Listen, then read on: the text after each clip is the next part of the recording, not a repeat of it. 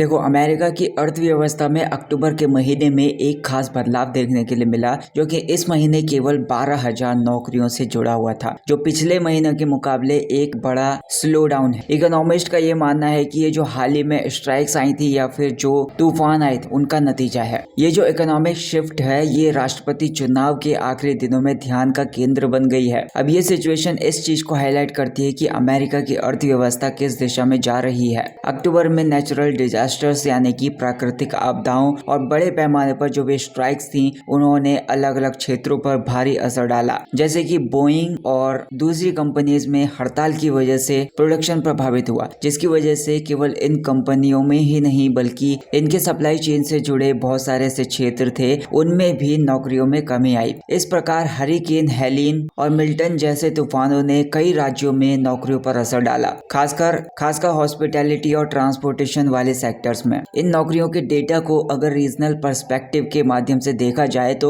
ये पता चलता है कि सबसे ज्यादा प्रभावित क्षेत्र वो थे जहां पर ये तूफान सीधे आए। साउथ ईस्टर्न स्टेट्स और गल्फ रीजन में जहां पर हरिकेन ने अपना असर डाला, वहां पर अर्थव्यवस्था में स्लो डाउन ज्यादा देखने के लिए मिला। इससे वहां के लोकल बिजनेसेस और टूरिज्म इंडस्ट्री पर गहरा प्रभाव पड़ा। ये पहली बार नहीं है कि अमेरिका की जो अर्थव्यवस्था है वो इस तरीके से प्रभावित हुई है। पहले भी जब ऐसी नेचुरल डिजास्टर्स आई हैं या फिर बड़े पैमाने पर जो भी हड़तालें हुई हैं, तब भी अर्थव्यवस्था में कुछ टाइम पर रुकावटें आई थी। लेकिन पहले के टाइम के जो एग्जांपल्स हैं हमें ये भी दिखाते हैं कि इस सिचुएशन के बाद धीरे धीरे जो इकोनॉमी है या फिर जो अर्थव्यवस्था है वो फिर से अपनी पुरानी सिचुएशन में लौट आती है। सरकार ने प्रभावित कर्मचारियों और क्षेत्रों की सहायता के लिए कुछ कदम भी उठाए हैं, जैसे कि इमरजेंसी रिलीफ फंड्स और अनएम्प्लॉयमेंट बेनिफिट्स को लेकर कदम उठाए ताकि इन बाधाओं से बाहर निकला जा सके। ऐसा जो सपोर्ट है उसकी वजह से बिजनेस में और वर्कर्स जो हैं उनको राहत मिलती है और अर्थव्यवस्था को स्टेबलाइज करने में मदद मिलती है। इस नौकरी के आंकड़े और अर्थव्यवस्था की जो सिचुएशन है उस पर पब्लिक और एक्सपर्ट रिएक्शंस देखने के लिए मिल रहे हैं। कुछ इकोनॉमिस्ट ये मानते हैं कि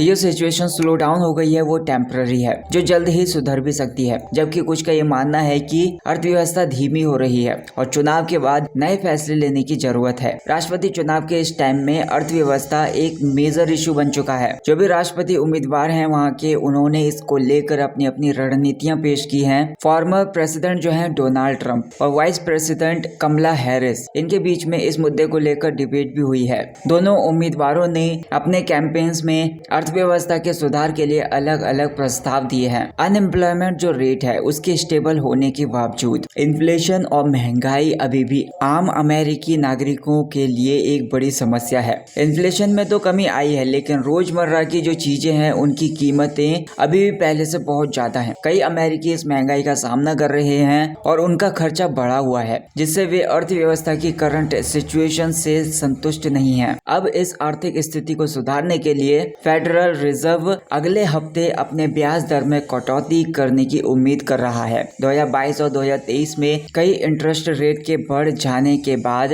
फेड ने इन्फ्लेशन को कंट्रोल करने में सफलता पाई है और ये जो नई कटौतियां हैं वो कंज्यूमर्स और बिजनेसेस के लिए उधार लागतों को कम कर सकती है। लेकिन इससे असर पूरे बाजार पर कैसे होगा, इसे देखने के लिए जरूरत होगी। एक्सपर्ट्स का ये मानना है कि अगर स्ट्राइक्स यानी कि हड़तालें और प्राकृतिक आपदाएं फिर से नहीं होती हैं तो अगले कुछ महीनों में नौकरियों में वृद्धि देखने के लिए मिल सकती है। इकोनॉमिस्ट का अनुमान यह है कि चुनाव के बाद आने वाले कुछ टाइम में कुछ सेक्टर्स में नौकरियों में सुधार हो सकता है। हालांकि कुछ ऐसे साइंस भी हैं जिसकी वजह से जॉब मार्केट स्लो हो रहा है। लेबर डिपार्टमेंट की रिपोर्ट में ये बताया गया है कि सितंबर में 7.4 मिलियन जॉब्स की ओपनिंग थी, जो कि 2021 की शुरुआत के बाद सबसे कम है। वहीं पर 3.1 मिलियन अमेरिकन्स ने अपनी नौकरियों को छोड़ भी दिया, जो कि 4 सालों में सबसे कम है।